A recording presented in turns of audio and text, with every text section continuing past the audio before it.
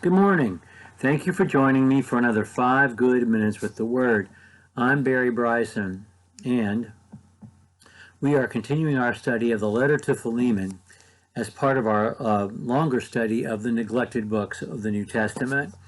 And we talked yesterday about there being, and we've said several days, that there was no Fugitive Slave Act in Rome, and that Paul was not required by law to send Onesimus back, not by Roman law, but that out of respect to Philemon, as a brother in Christ, as a peer, as someone he loved, he was doing the right thing for so many reasons, and the right thing was to send Onesimus back. I just want to illustrate that it's not only Roman law that did not bind Paul, but Mosaic law would not have bound him either.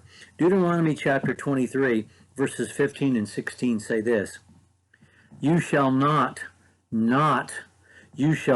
hand over to his master a slave who has escaped from his master to you. He shall live with you in your midst, in the place which he shall choose in one of your towns, where it pleases him. You shall not mistreat him." I wonder what all those antebellum Southerners who used the Old Testament to justify their actions would have thought, had they read far enough along in the Word to read those verses. I don't know. But I did want to illustrate to you that as we were talking about Paul's use of love as relationship that has been established and maintained, love as expectation, and love as respect, that the Apostle Paul really has gone out of his way to be respectful of Philemon and to allow Philemon to do the right thing because he has chosen to. In fact, he says that I'm not presuming upon our relationship as strong as it is. I want this to be your decision. It has to be your decision. Okay, we're going to move from the theme of love as a tool of persuasion to the theme of propriety. Most of this is going to be communicated negatively. There are threats of guilt and shame and debt that will be communicated, and we've already read this in these verses. Throughout this letter, the letter is sprinkled with it. If the threads that tie all this together are love, then sort of the pattern is these threats of losing face throughout the letter. And I want to begin today by talking about propriety. And Paul uses that word to act properly, that you'll do that which is proper, verse 8. I know that you're going to do that which is proper because I know you. I love you. You love me. You're going to do the right thing.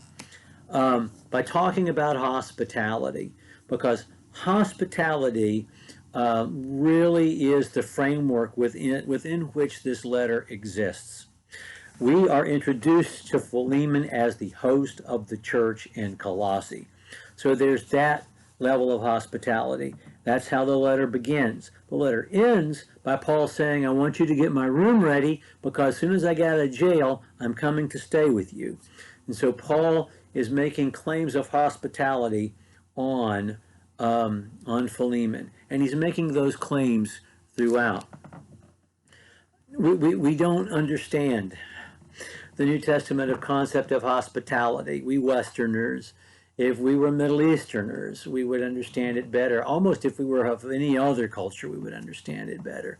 But the hospitality meant responsibility, not just have somebody in your home for coffee cake, but to obligate yourself to that person, to see to their needs, to protect that person. There was such great expectations of hospitality. The Apostle Paul can not only claim hospitality's responsibilities from Philemon because he's the host of the church and because he's going to be Paul's host and has been in the past, evidently. But he can also make that claim because Paul is a prisoner. And as God's prisoner, there are obligations of love, support that Philemon has as a brother in Christ. In fact, Paul, in all of his prison letters, make some reference, and sometimes long references, about the help that was needed, about the help that was sent, and he rarely makes claim. In fact, he never makes really a claim for more help for himself in any of the congregational letters, although he does in the personal letters, 2 Timothy especially, and he does so here. I'm Paul, I'm old, I'm in jail, and so you have responsibilities to me. When I sent Onesimus back to you, I sent to you my heart, so you need to send my heart back to me.